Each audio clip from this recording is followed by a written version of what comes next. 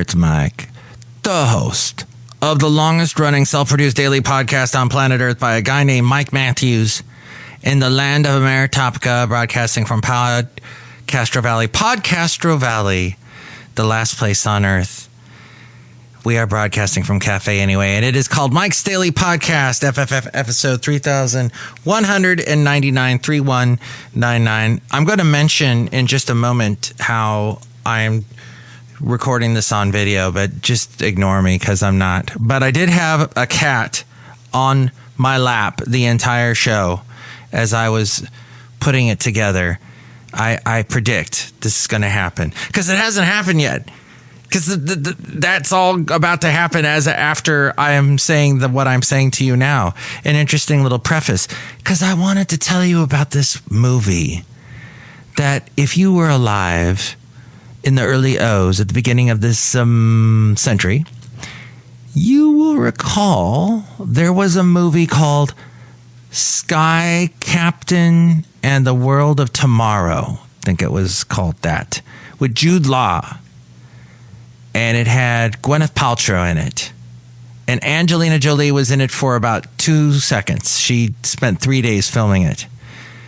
What was interesting about this movie, and a bunch of British actors that if you ever watched Doctor Who, Game of Thrones, any of that stuff, British stuff, you would have seen these actors at some point. But what I was fascinated by was how so much of what it was filmed in front of, basically the whole thing was filmed in front of green screens.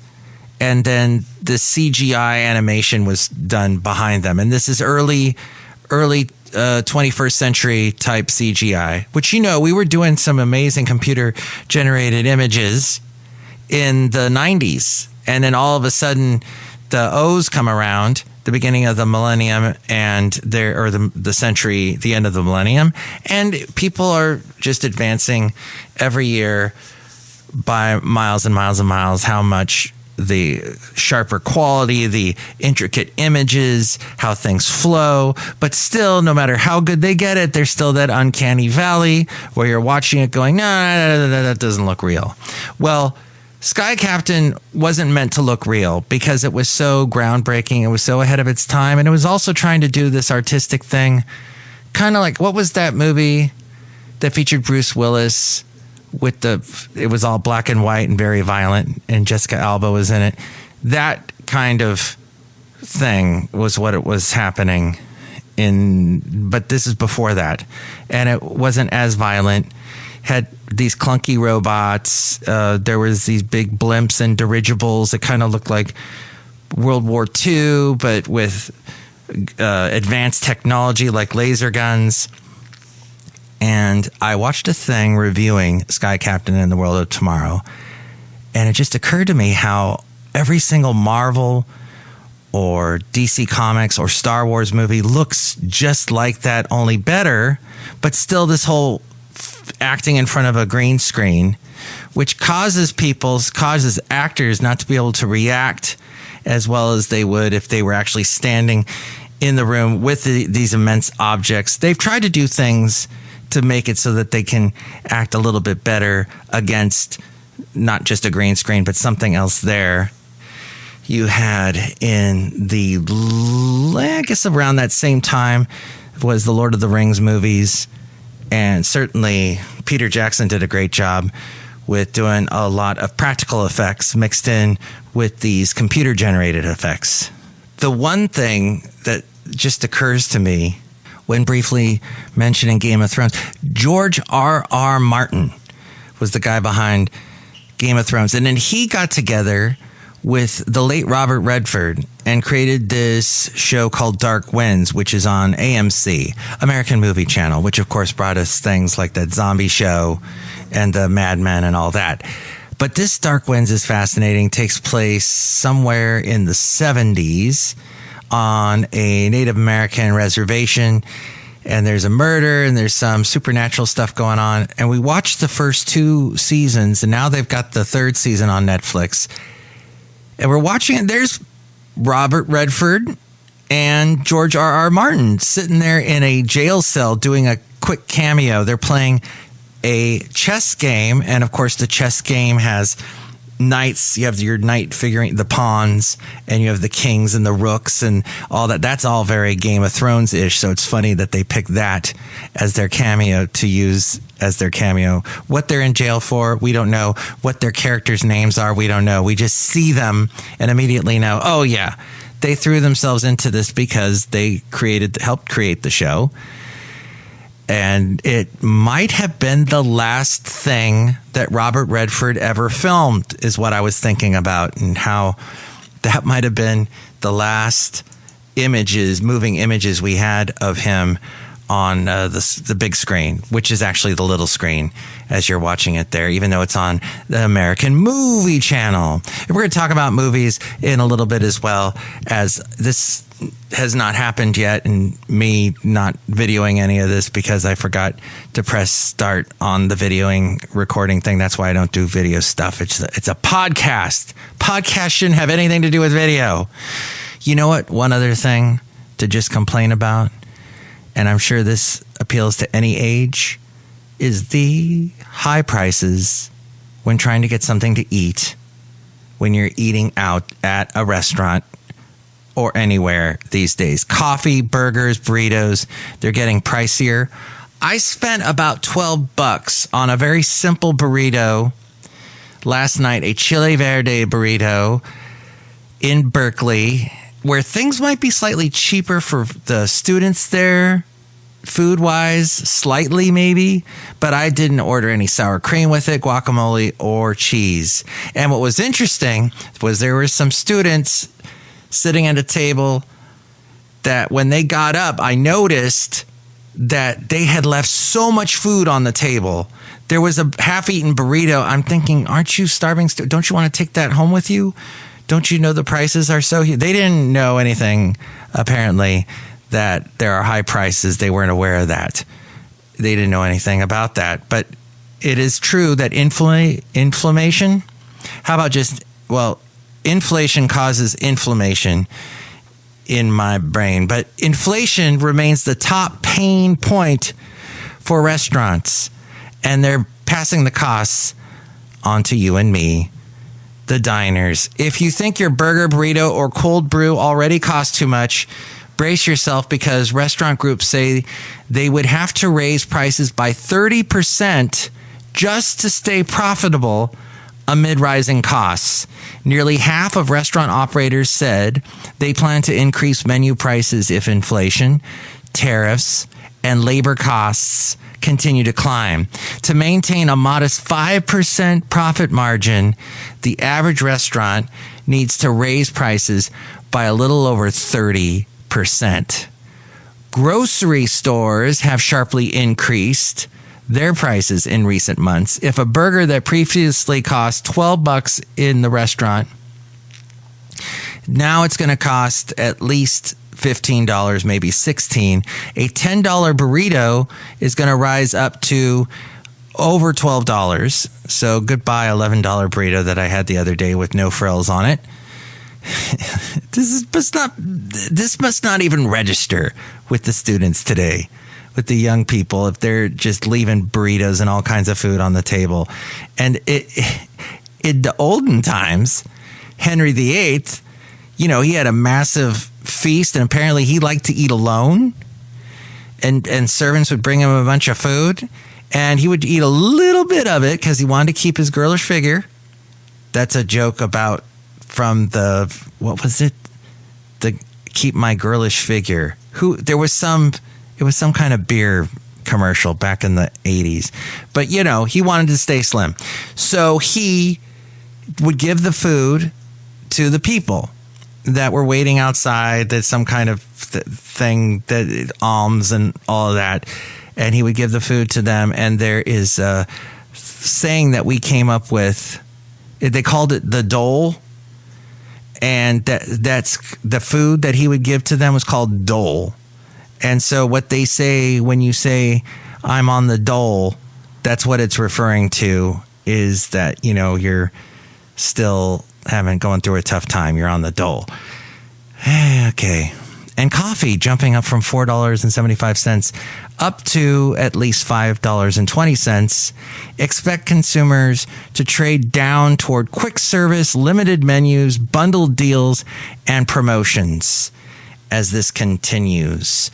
As we continue this show by going into Café Anyway. Let me get the door for you. Welcome to Café Anyway. Mike's Daily Podcast. 3,199. It is episode 3,199. I am Mike Matthews. I have Rocky the Cat on my lap. Mike's Daily Podcast. How awesome is that? How much better can it be when that is how it is? You are going to tell me about the work you do, your biz. What's it all about? Let me know. You can call me at this number that doesn't have an O. Well, actually it does. The area code is 510-228-4640. Mike's Daily Podcast. 510-228-4640. I say the number very quickly because it's also at my website, mikesdailypodcast.com. Daily So just so you know, Podcast. you can call me there. Yeah. Here at Café Anyway, we are broadcasting live somewhere in Podcastro Valley, the last place on earth in the land of Ameritopica, and some interesting topicas. That this year, I don't know if you knew this or not, but this could be the best year for movies. Not ever, but certainly since the pre-pandemic years. Another pretty solid weekend happened at the box. I don't know this weekend, but if you go back to the beginning or about middle of October, they had a really good weekend at the box office. 2025 could become the biggest box office year of the post-pandemic era. Sequel-packed slate of movies, lots of sequels. Wicked, Zootopia. They were in the theaters this month, and then there's Avatar: Fire and Ash. That comes out the week before Christmas. Then Hollywood should break through the $9 billion barrier. First time since 2019. Huge hits earlier in the year, like the Minecraft movie one, or is it a Minecraft movie with Jack Black, made by the guy who did Napoleon Dynamite. I didn't realize that. And here's today's podcast picture. Jack Black was in the next movie. Is it Jared Hess that did that? The next movie he did was Nacho Libre, and it featured Jack Black, so they worked together.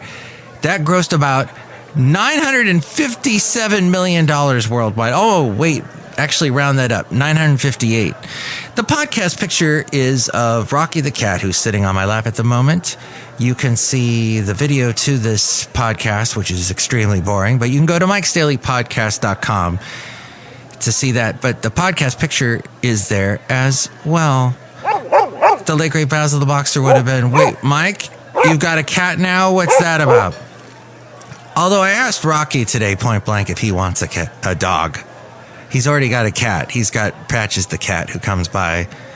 Patches the feral cat who's adopted us, but he still leaves regularly. Rocky stays in. He's got allergies. Where are we? Oh, Lilo and Stitch. Wasn't that the live action version that pulled in? Oh, almost $138 million worldwide. And then there was Weapons. Very bizarre looking. I'm not going to watch that. I find out how movies Mike are. Matthews is going to come in with more encouragement for you. Thank you. This is my encouragement for you. If you don't want to go see these movies, because most of them are awful, here's what you do. You watch honest trailers.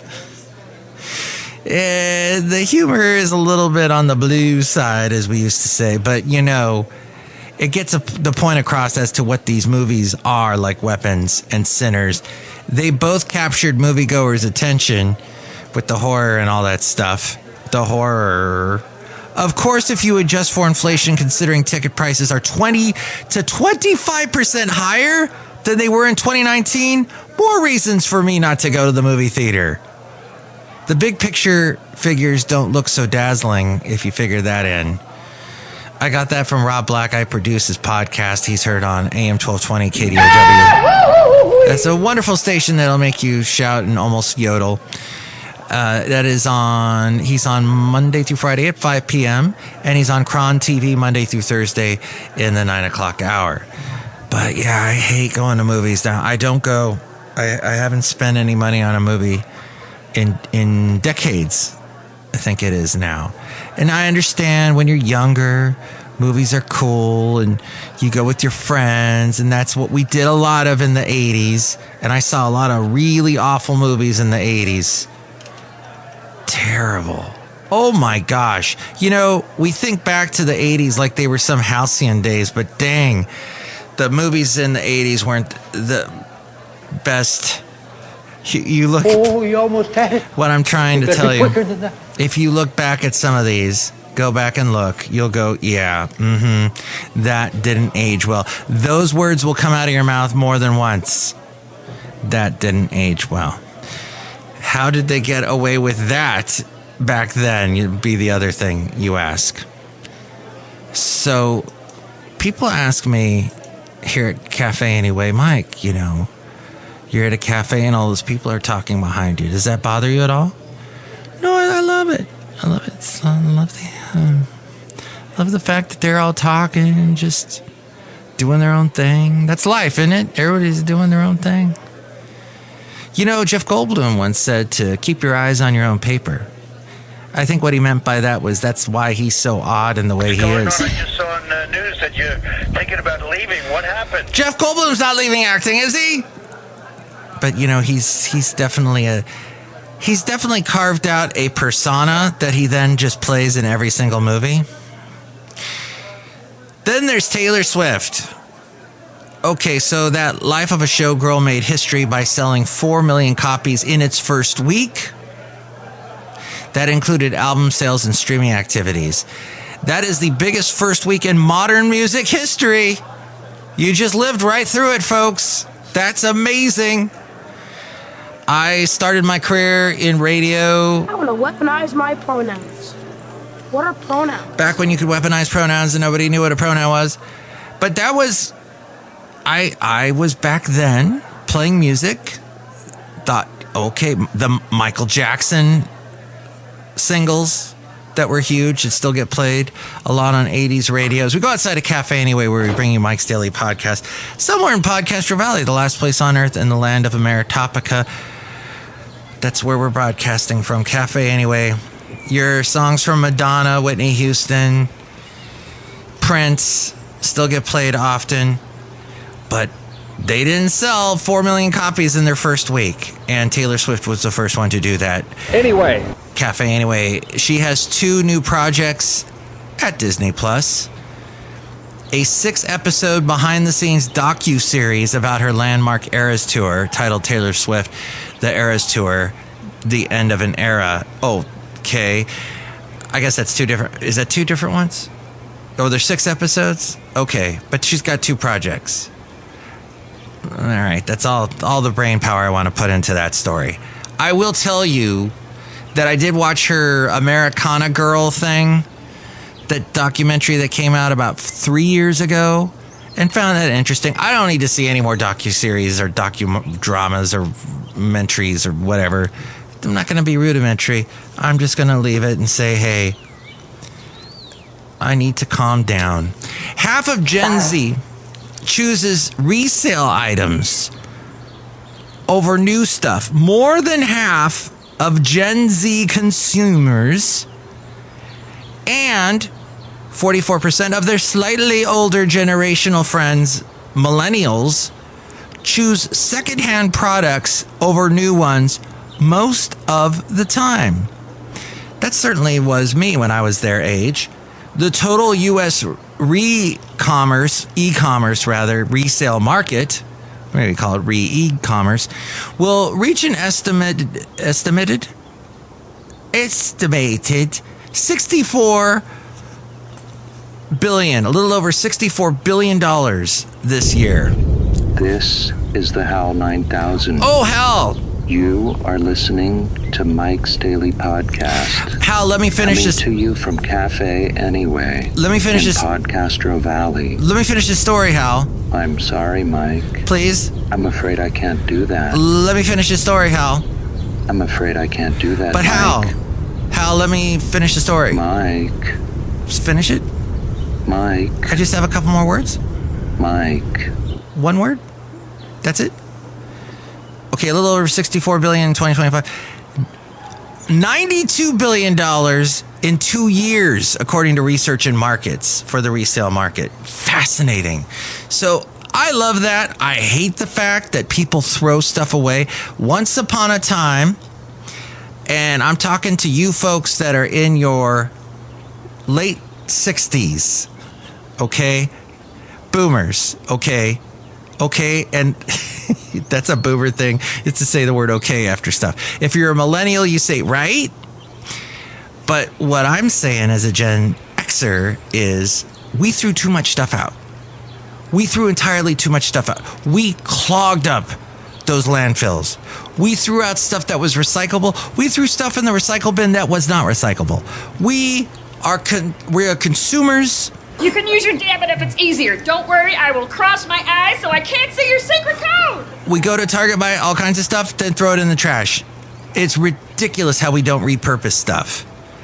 Now, in the past 20 years, there's been a focus on it. It's been going on for a while, but really getting into it to get stuff repurposed. And I'm glad that there's a store.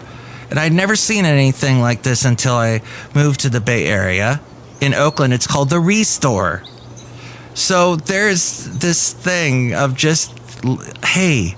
Now, in the Bay Area, too, people just throw stuff on the sidewalk in front of their house and get some tape, put it on a piece of paper that says, free. I want to just go through and collect all those free signs and make a art. Who doesn't like cash cows? Thing out of it. Art exhibit. How do you do that? Exhibition? I just said the word cash cow. And maybe include a cash cow in there. And finally, ChargePoint is going to debut the 10-minute, 250-mile electric vehicle charging station next year. The company has powered over 9 billion electric miles to date and has plans for expansion. So you'll be able to make a charge of up to 250 miles for your car. It'll only take 10 minutes. Just, hey, I'll take that time to go into Target. Actually, the Target in Fremont has a bunch of charging stations. It used to that were from Tesla, but I haven't checked that lately. There's a Spanish holiday tradition called El Gordo, the fat one. Let's hear it for the fat one. Hey, look who's here. Hello, Mike Matthews. It's Chely Shoehart, gift shop supervisor. How dare you, Mike Matthews? No. It's just a holiday that they celebrate. And was it Spain? Because she was speaking Spanish there for a moment. I wasn't talking about you. Mike Matthews, I have these wonderful snow globes just in time for Christmas, which is coming up really, really soon, Mike Matthews. Chely Shoehart and her exploding snow globes.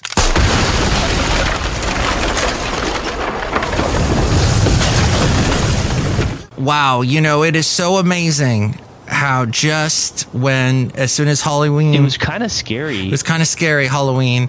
As soon as that was over, bam! It was on with the Christmas lights everywhere in PodCastro. Well, Niles, where I like to go near Fremont.